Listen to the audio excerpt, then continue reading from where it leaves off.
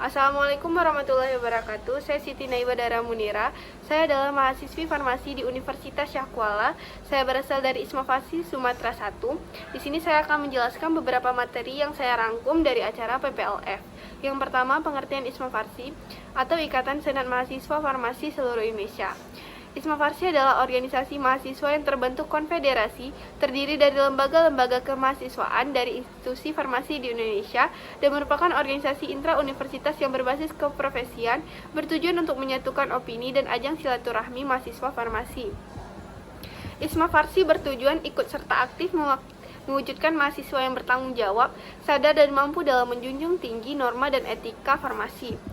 Sejarah berdirinya ISMA Farsi berdiri pada tanggal 22 Desember 1955 dengan nama Farsi, Mahasiswa Farmasi Seluruh Indonesia, kemudian berubah menjadi ISMA Farsi, Ikatan Senat Mahasiswa Farmasi Indonesia pada tanggal 16-19 Oktober tahun 1981. Kemudian saya akan menjelaskan tentang apoteker. Apoteker adalah sarjana farmasi yang telah lulus sebagai apoteker dan telah mengucapkan sumpah jabatan apoteker. Orang yang bertanggung jawab untuk merumuskan, mengeluarkan, dan memberikan informasi klinis tentang obat-obatan atau obat-obatan untuk para profesional kesehatan dan pasien. Seorang apoteker adalah salah satu orang dalam tim perawatan kesehatan dan ia memainkan peran kunci dalam memberikan pelayanan kesehatan yang berkualitas dan pelayanan farmasi kepada publik. Apoteker adalah ahli dalam obat-obatan dan menggunakan keahlian klinis mereka bersama-sama dengan formulasi, kontrol kualitas, pengetahuan praktis untuk menjamin pasokan yang aman dan penggunaan obat-obatan oleh masyarakat. Sistem mutu mengatasi kesalahan penulisan resep dan dispensing obat. 2. Otomatisasi penulisan resep, dispensing obat, dokumentasi pelayanan. 3. Perluasan peran untuk menulis resep. 4. Keterdidikan dan harapan pasien makin tinggi. 5. Penelitian berpusat pada pasien perlu diajarkan sejak di pendidikan sarjana farmasi atau apoteker. Yang keenam, pengembangan layanan primer akan diikuti dengan meningkatnya aksesibilitas pasien untuk menerima saran atau nasihat kefarmasian. Yang ketujuh, peran integratif apoteker kesehatan masyarakat yang strategis untuk menangani pencegahan dan penyembuhan penyakit. Kemudian saya akan menjelaskan sedikit tentang persidangan. Persidangan adalah suatu pertemuan formil antara beberapa orang guna membicarakan sesuatu permasalahan untuk melahirkan keputusan. Dalam pengertian lain, persidangan merupakan salah satu sarana musyawarah dalam rangka pengambilan keputusan dengan menggunakan aturan-aturan yang jelas serta dikelola dengan manajemen yang baik.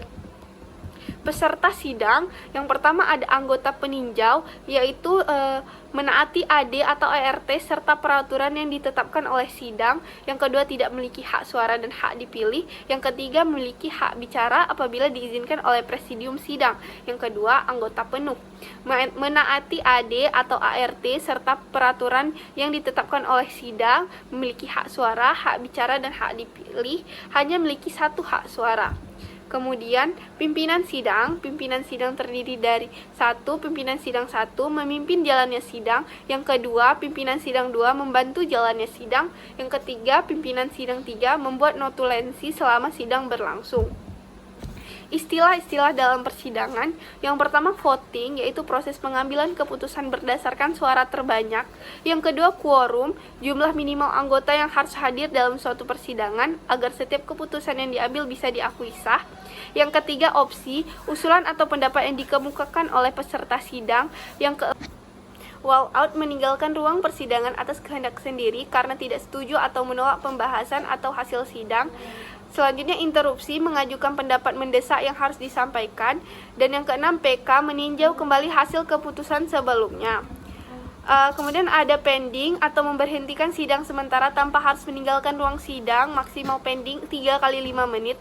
Kemudian coursing, menghentikan sidang untuk tujuan tertentu dan dalam kurung waktu yang telah ditentukan sesuai kesepakatan. Dan yang terakhir, lobbying atau suatu bentuk negosiasi dalam menyelesaikan perbedaan pendapat dan mempercepat pengambilan keputusan dengan proses pending.